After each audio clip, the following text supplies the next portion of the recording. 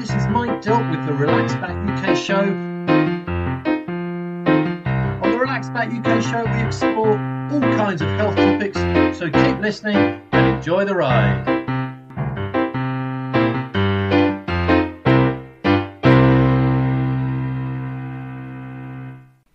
Hi, and thank you for joining me, Mike Dilke, on this week's Relaxback UK show. The topic this week is all about work-life balance, keeping yourself in good shape, and also looking after your staff, your team, making sure that they have good health and well-being. And the company I've set up, we've actually got stoked as one of our company values, believe it or not. So we actually encourage the people that work for us to actually go and seek it out, because we know it's going to improve their mental health, their productivity, how they feel about working with us, you know. My guest is Richie Jones, who set up the company Vest. So please do stay tuned to hear about his approach and what he means by being stoked. But before we get going, there's a couple of items of news, really, that I'm very keen to tell you about. UK Health Radio is now available as a podcast. All the different presenters and their shows are available as separate podcasts, and you can hear those on all the regular podcast channels. The presenters cover a huge range of topics, topics as diverse as men's health, women's health, mental health, sports and fitness, spiritual health, and many others. You will be able to find something that is useful, interesting and relevant to you, so please do have a look there. Once you've listened to this show, of course, that is. If you're listening to a podcast version of the Relaxback UK show, please do the like and share thing like you do with a podcast that you enjoy. You can also see a video version on my Relaxback UK YouTube channel. Now, the video version might be useful for this next bit, this next thing that I want to show you. I want to show you the chair that I'm sitting on. Now, let me just pick it up here. It's a back app chair. It's a saddle chair, and you can see this saddle seat, nice and squishy, so it's very comfy, and it keeps you sitting in a nice posture. But that's not even the best bit. Let me just move the mic a bit here. The best bit is that the chair constantly moves, so you don't seize up. I'll show you how. At the bottom, there's this ball which you can move in and out a little bit, and the more you move it out, the chair wobbles a bit more. Now, it doesn't wobble so crazily that you can't concentrate on what you're doing, but it wobbles enough to keep you moving so that you don't seize up. It really is a wonderful thing. I think everyone's experienced that feeling of sitting completely still for a long time at your desk and then getting up and just, you're stiff. That goes away, and because you're moving, the muscles you use to balance get a very gentle but constant workout, and those are the muscles that support your spine, so keeping those strong is a very good thing. Now, my guest. My guest is Richie Jones from Vest, and actually I spoke to him a couple of months ago, just after Christmas. He is a very interesting guy, has an awful lot of energy, and he has started a company called Vest. So he talks about his work-life balance, how he tries to look after the work-life balance of his staff and keep everyone healthy and happy. When I'd spoken to him, he'd just taken some time off, and he'd been doing some crazy things as far as I was concerned during his time off. So I asked him what he'd been up to for the last week. I guess at this time of year, you know, when you've got the Christmas slowdown, it's the only time of year when my emails and inbound actually slows down. So I've always said, take that first week off in January. So, because whenever I've gone in, there's not been much going on. So I did it, and spent a lot of time with my young family. But once they went back to school, I went off mountain biking and did a lot of surfing and didn't look at my emails or my Slack, which is absolutely brilliant. Fantastic. It's a good chance to take the time out. How long did you manage to not look at that stuff? I did. It's a bit of a record. I think I was actually offline from email for nearly 6 days, which is a long time. I mean, the business is just coming up to 6 years old, and that's probably one of the longest complete switch offs I've had, which is, when you actually put it in that context, that's quite terrifying when I think about it. All right. So you were surfing and biking. So was that where was that? In the UK?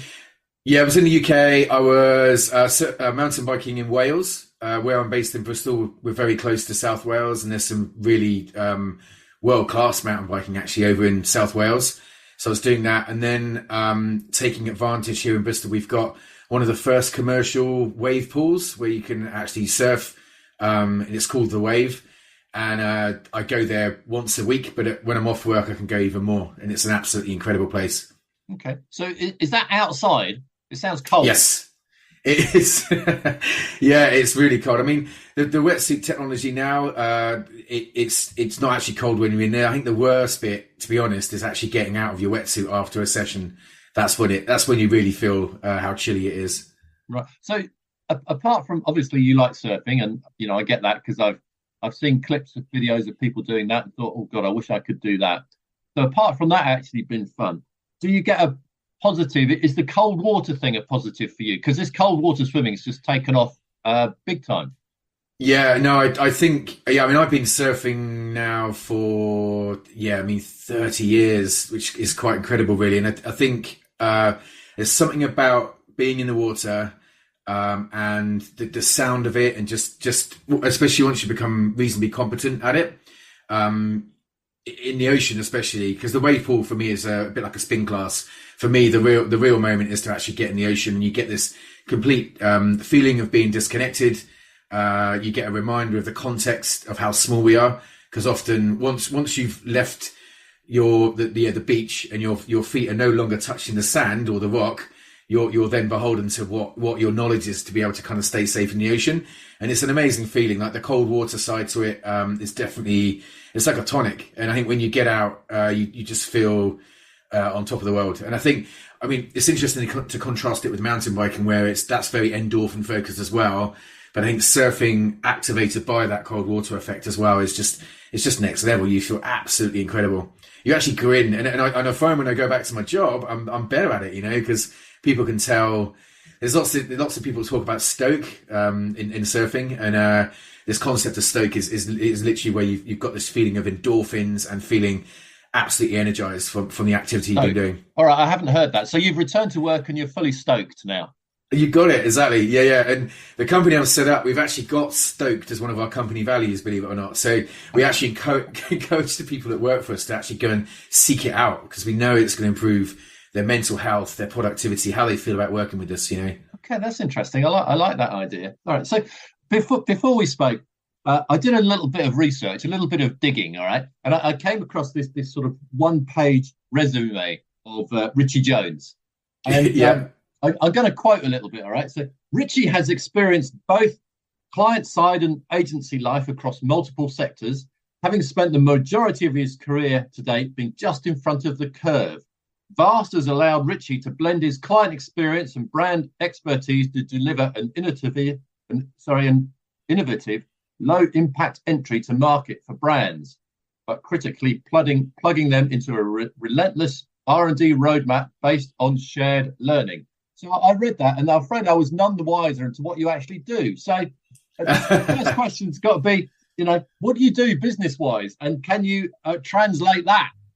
Yeah, no, sure. So, I mean, it actually does have a bit of a relevance to the conversation we just had there around being stoked. So, my journey has been one of, as that little quote mentions, one of working in almost two sides of the kind of agency land and brand side of things. So to explain what I do now, so I run Vast, which is a business that brings brands primarily from West Coast US or mainland US into the European market.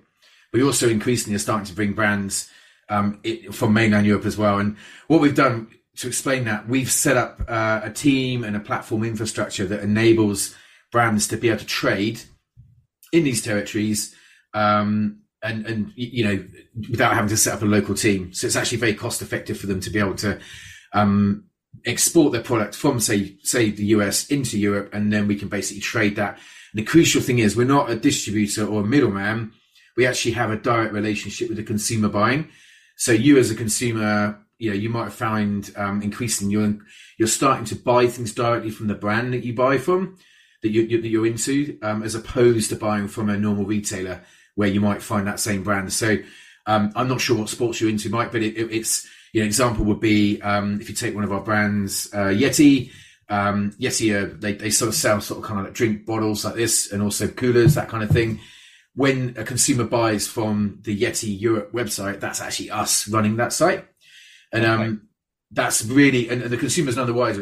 But it's a really cost-effective way for the brands to basically achieve like low capital entry into what is quite a tricky market to set up in because of things like Brexit, all of our privacy legislation, all those kind of things. It's actually quite a bit of a minefield for companies to set up in territory without local knowledge. And we solve all of those issues. So it's a little bit more than just setting up a website for people to peddle their wares on. You take care of the legal stuff, the importing, the exporting, all this kind of stuff. So my business, I import ergonomic furniture from Sweden. Oh, okay. I've just been dealing with HMRC, and it appears their objective is to put small businesses like me out of business, I have to say. So they don't make it easy. After this chat, maybe I'll be giving you another call. Yeah. Please do. I mean, but on that, I mean, it actually links into this whole comments around the kind of surfing side of things, because what's actually happened to me is we're so lucky that we work with a portfolio of brands that I actually genuinely and passionately believe in their brand mission, because it is very much aligned about outdoors, sustainability. So we're going for our B Corp this year as a business, so we're able to pass on the sort of sustainable and ethical ways of trading to our brands. B Corp? B Corp, yeah, which is a certification. Yes, it's a certification level that you can get for your business that demonstrates you have a certain level of compliance that you're doing from a sustainability point of view. So simple things like making sure you're not putting your back, when you're sending out a package to a consumer, you're avoiding things like single-use plastic, or in terms of like shipping miles, you're not sending things the other side of the world only to send them back again. That's one of the things we help with our brands with. But then crucially, ensuring that the people that work for us are being treated in a fair and ethical way, and we're doing all those kind of things where we're really leaning in. I mean, we spend many millions with the likes of Facebook, Instagram, Meta, all those kind of people. So we have a whole ethical advertising policy as well that we're implementing as well. So it's really enabling these partner brands that we work with to have an ethical kind of stance and how they operate. And that really resonates with me as an individual, because it means that suddenly we've got purpose as opposed to just profit. Sure. And I get it. That's really good. I'm sure later on in the chat we'll talk about some of the details, but let me ask you a sort of a slightly bigger question. Again, I kind of sometimes specialise in the unfair question, Richie. So apologies in advance for this question. But so you help people essentially sell their wares online, away from shops, away from the high street. So the big question really is having everything online, is that good for business? Is it good for life in general? Yeah, no, it's a good question. I think in the age of, I think at the height of the pandemic, there were lots of question marks around viability of high street and what was the high street actually, what was it going to be, what was it for, in the future. And I think for us coming back, what we succeed with our brands, that our mission is not to shut off a brand's kind of wholesale or retail channel. It's very much to complement it. And I think the most important, so this is like the omni-channel kind of retail play. And I think the most important thing for us is that we work in partnership with their existing retailers. We can help a brand identify where a retailer might be behaving in a way that is actually damaging for the brand as well. So we can identify some of those retailers where they might be going into discount unnecessarily, like way too early in the season, which is great for the initial kind of top line of sale. But in terms of like driving long-term brand success, no one wins when you're in discount. And crucially, that ties back to the sustainability point as well, where the consumer is most at risk of buying a product they don't need when it's in discount, because they just see that classic kind of race to the bottom scenario.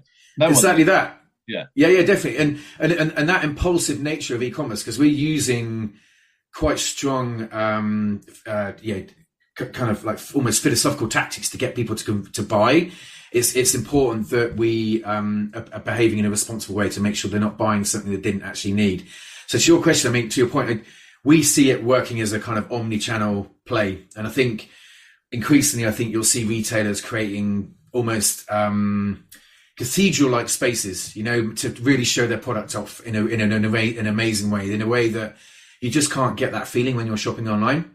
And I think the combination of bricks and mortar, actually touching and feeling a product, along with getting that consumer to ideally repeat on the online channel, is the kind of future. I don't think it's going to be just online. That's the key. No, all right. Well, certainly, I quite enjoy going to my local high street.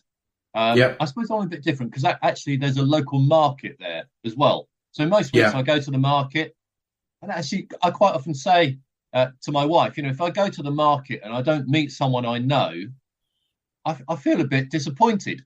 I suppose at heart I am a bit of an old gossip, but I do actually enjoy going to the market and meeting people that I know. So I think the high street still very much has a place, but it's definitely changing. So in the world of, well, not just retail, this might be slightly outside of your expertise, but I'll ask it anyway.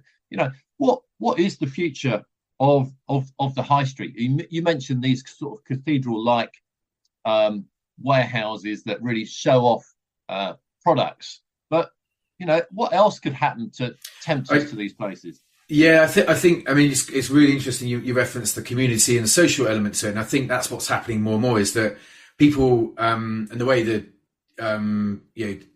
sort of the kind of standard local shopping is definitely panning out. It sounds very contrived, but I think people are seeking out more experiential experiences anyway. So I think it's the onus in some senses is on the brand to create these places for community to meet, especially. So some of the brands we work with, and there's some great examples out there as well, where they will hold events in their stores.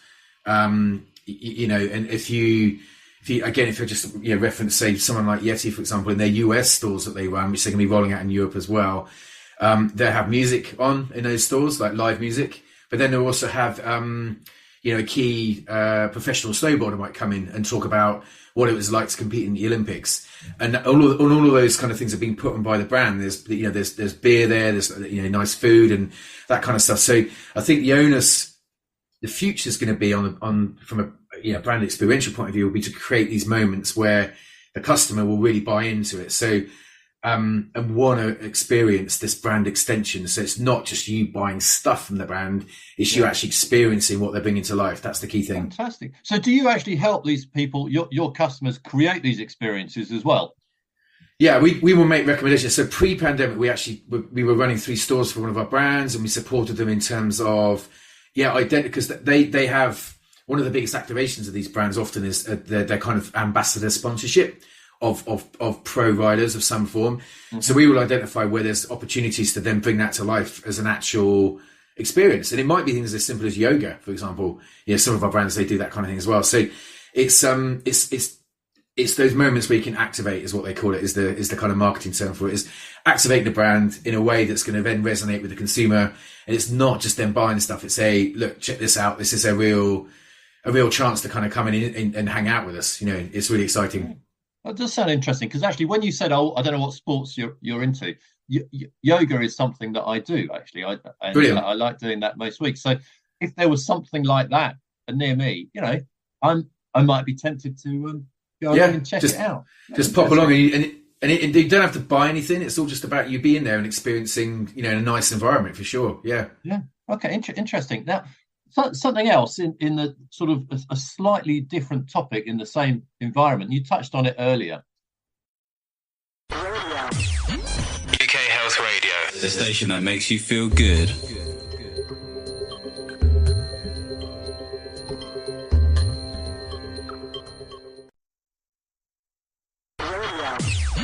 UK Health Radio, the station that makes you feel good.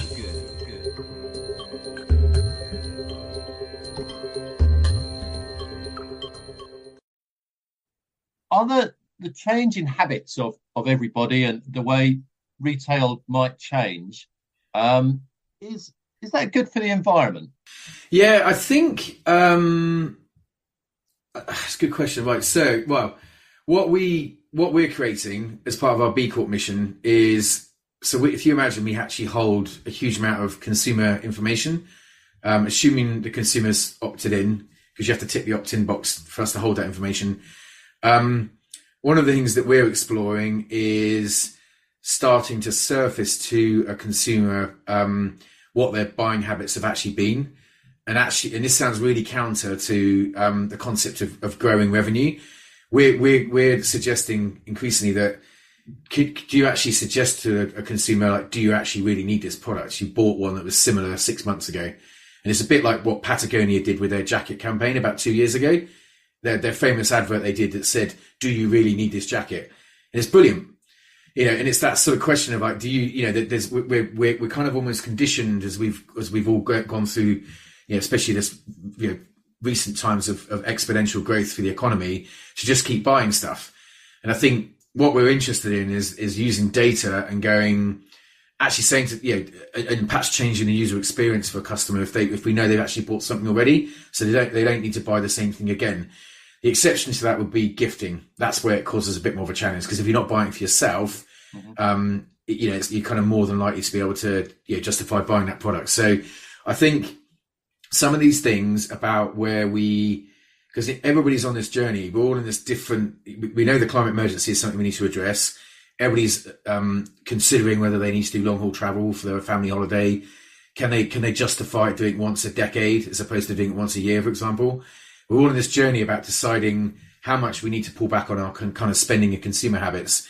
And I think in a way, some of it, the onus can be put on a brand to not expose the consumer to as many sales opportunities. But I think at the same time, it's a bit like how our economy in general has to switch out from fossil fuels in general. I think we're all in this journey about how quickly we need to change our habits. And I think so that answers your question, is that I think the brands that are engaging it and being more responsible, so not the fast fashion brands, for example, are the ones that I think will demonstrate that they're being more environmentally conscious. I think that's the key thing. Yeah, that's interesting, because I have to say I've been getting more and more worried, alarmed by this idea. If you Google, I don't know, for a camping holiday, magically an advert for a tent appears. Yeah, that's right. And all this information. Well, that's another story.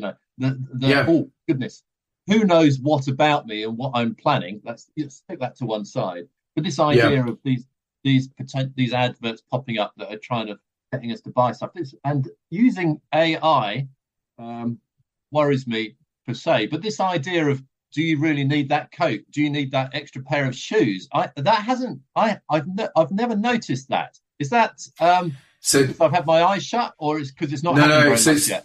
No, it's not. I don't think it's happening much at the moment, but it's something that we're looking to roll out. So, and we always have to have our brands kind of buy-in on that. So what happens? You'll probably see B Corp in the logo. It's like a B with a circle around it. You'll see it now. You'll see it popping up more and more. It's one of those things, Yeah.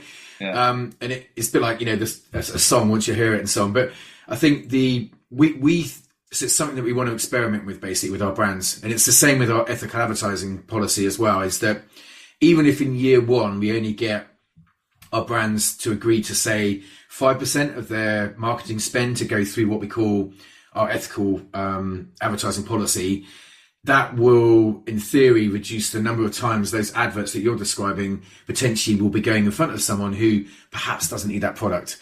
So what you'll find is, because everybody, the kind of popular culture perception of people's phone is listening to them. There's this sort of feeling. What is actually happening is this advanced AI is understanding the buying habits, and how you're behaving is akin to someone who's bought previously that then goes on to buy. And that's actually what's happening. And what we are kind of going to be experimenting with our brands is getting them to year one, even if they opt into only 5% of their spend, that's a lot less to these what we call brand impressions going out to market, where people don't necessarily need to buy. So that's definitely one thing we're looking at, and it's we're signed up to it as part of our B Corp mission. Yeah, all right, fascinating. Let's move the discussion a little bit away from that, more to you personally, because you have described yourself, I think, as a serial entrepreneur. Yes. So, what is a serial entrepreneur? I think it's basically the challenge is, once you've started your own business, in my case, I've founded and sold a previous business and now gone on to found another one, which is now the current one, Vast. Once you've done that, the kind of joke amongst other peers that doing the entrepreneurship element that we're doing is that we're essentially unemployable by a normal business. Once you've started the kind of, and you get used to the kind of highs and the considerable lows that you experience as an entrepreneur, you would rather not have it any other way going forward. So the concept of serial entrepreneurship is that, and going forward, I'll be taking stakes in other businesses and taking on non-exec roles on other boards as well. It's something that you just keep doing. Once you buy and sell a business, you can keep doing it and do it again. And it's almost like when I went brand side, which you referenced earlier in the interview. When you do go and work for someone for a bit, you just look at the guy running it sometimes and go. Sometimes you don't know what you can tell they don't necessarily know what they're talking about, especially with emerging technologies like where we are at the moment. It's so bleeding edge. You want to be the person who's kind of driving the strategy, because you don't want to be limiting yourself in terms of what the opportunity could be, for sure. Okay, so something that and you can put me right on this, it sounds like you don't fall into this category. When I think of a serial entrepreneur, I haven't heard this anywhere, by the way. This is just my thought, which I'm thinking really is incorrect. You start a business, hype it up, sell it quick before anyone realizes it doesn't really quite work. Do you know what I mean? Yeah, I mean, there's a lot of business sales out there that would align with that, for sure. Yeah, and I think the really shrewd investors can spot that when you're inflating profit, when you're capitalizing items in the third year for some reason, all those kind of things. So I think especially in the tech sector, there's a lot of examples of people buying something that perhaps they thought they were buying, but the actual reality is that it wasn't really worth what it is. Yeah. Dare I say, I think maybe Twitter might be an example of that, but we will see. That's quite topical just now, for sure. Yeah. Yes, definitely. All right. So, I mean, but being being an entrepreneur definitely has highs and lows. I can tell you some of the grief. In fact, I was just earlier in the interview talking about dealing with HMRC and some of the difficulties. Yes. Being a serial entrepreneur, I'm not a serial entrepreneur. Can it lead to serial health problems? Because it's not an easy life you've chosen. Let's face it. No, it's a good question. I mean, I think I definitely made a mistake with Vast, because it's like a further company that I founded. I almost set myself some ground rules, and I think the difference this time round with this business is that I'm married and have got a young family, whereas my previous entrepreneurial experiences, I've just been able to work crazy hours, work weekends, not take holidays. Whereas this time with the family, it's actually been incredibly healthy for me in terms of keeping me grounded, keeping things in perspective, and forcing me to take time away from the business, which is actually really, really, really valuable.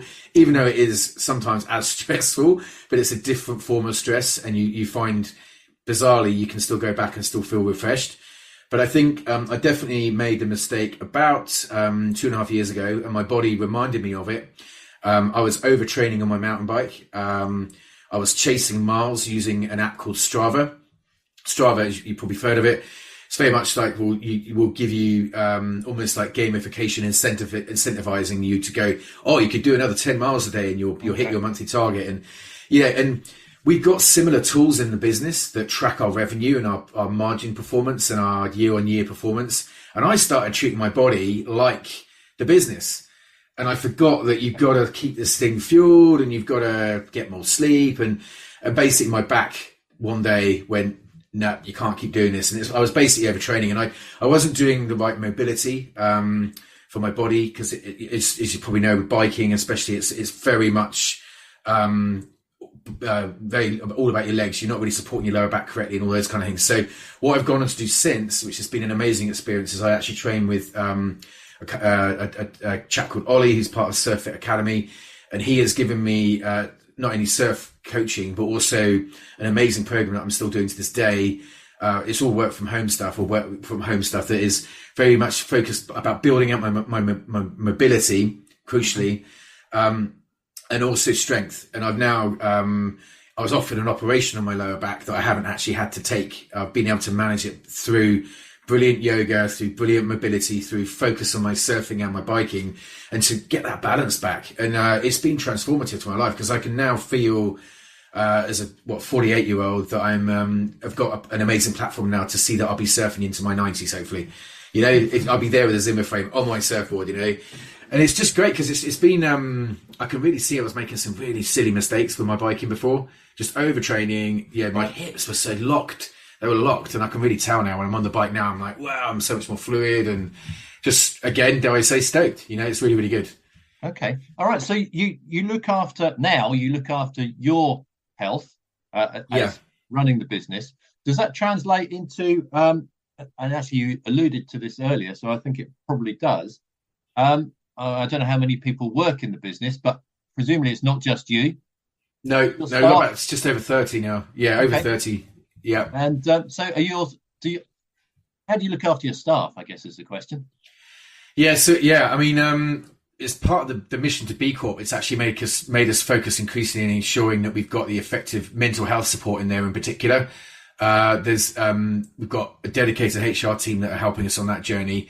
I mean, I just on a one-on-one basis have encouraged people to, like my direct line reports, to do more sports. And we actually have a company value, again, that is, as part of that relating to your stoke, is to just like live our brand values in some senses, and that find time to take time out. That's the most important thing. And we as you alluded to, we've got a big, with retail focus. So we have very much a big Q4 peak because of the Christmas peak.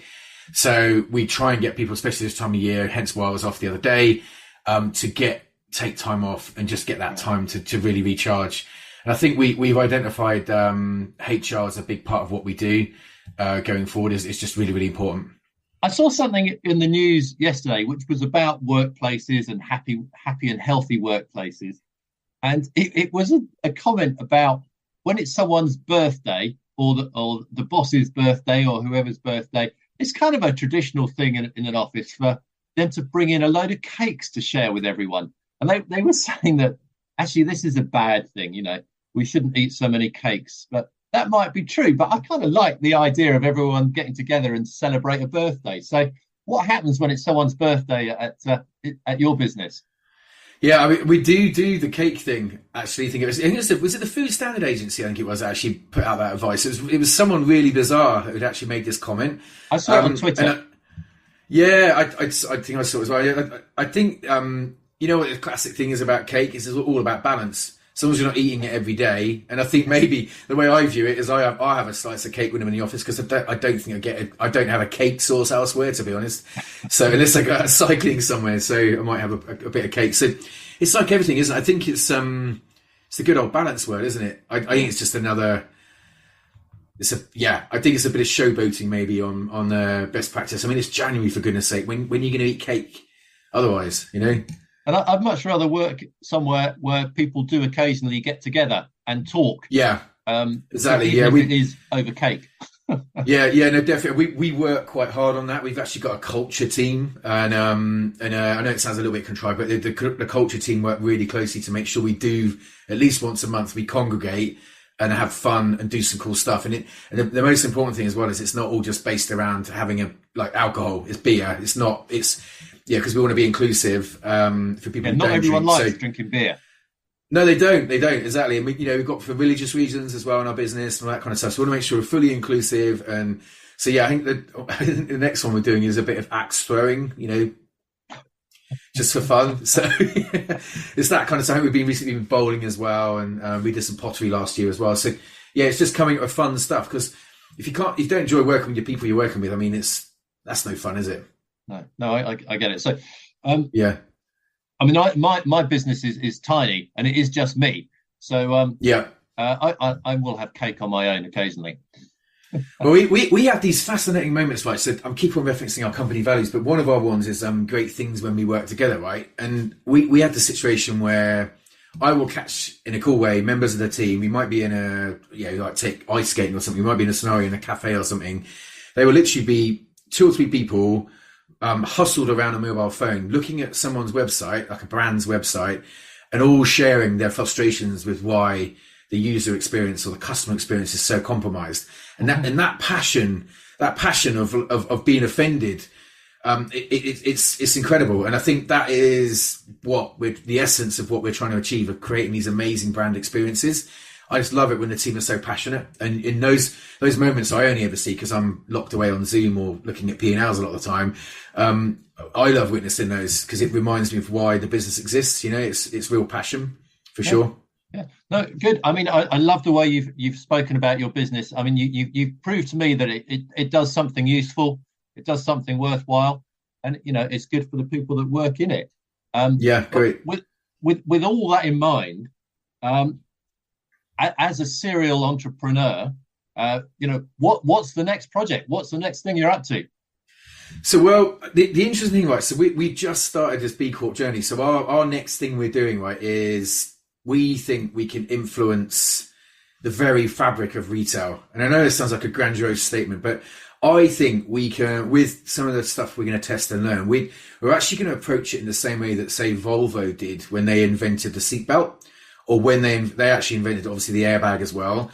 That is an open source patent they've got on those two ideas. And when they invented those ideas, they realized that they could save so many people's lives across the world by making the technology involved in like a seatbelt free to use. What my kind of like ambition and mission is with this business is I think we can trailblaze examples of where we can start to address the climate emergency in retail, which is a hideously polluting sector, to actually influence the whole of retail.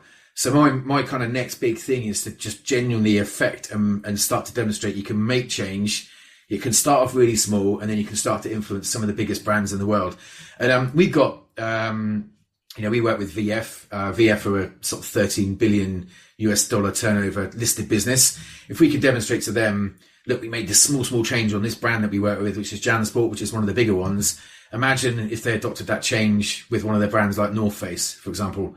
That would be phenomenal. They would have a kind of snowball effect. So I would love us to be almost as influential as, say, Patagonia could have been in terms of changing supply chains, changing consumer habits, and being really open about it. So yeah, that's the kind of big idea. And it sounds pretty full on, but it'd be great fun if we could do it. I think that sounds like a absolutely wonderful plan. Because you've got to have a plan in life, haven't you? Otherwise you sort of drift about.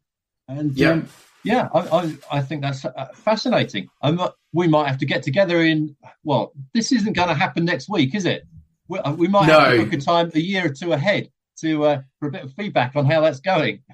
Yeah. I mean, I think timeline wise, get us in a year's time, because I think we'll be in a really interesting place. Because you can't beat the kind of idea of talking about this in a fairly utopian way, and then you have the hard commercial reality of when you're turning around to a brand and saying, we actually think it might affect your year-on-year growth by 10% if you adopt these policies. But wow, look at what you're doing to the environment. Look at the kind of consumers you're engaging, because these consumers are going to engage in your brand because they believe in your mission, as opposed to you guys being cheap or whatever, things that don't build equity. So it's quite a compelling selling point, we think.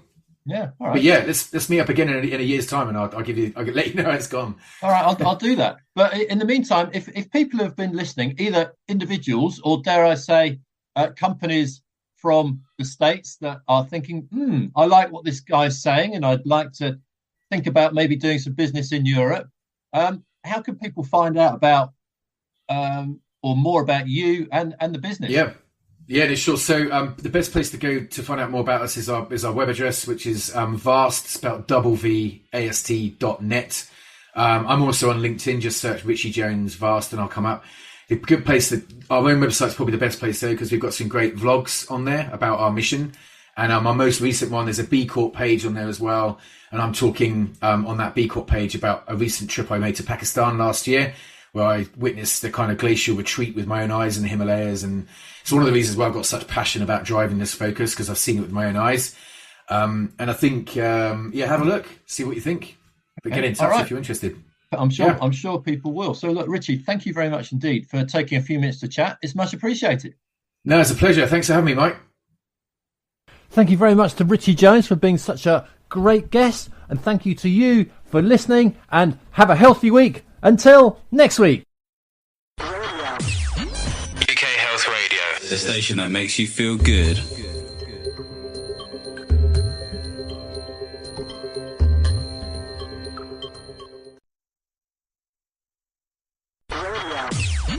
UK Health Radio, the station that makes you feel good.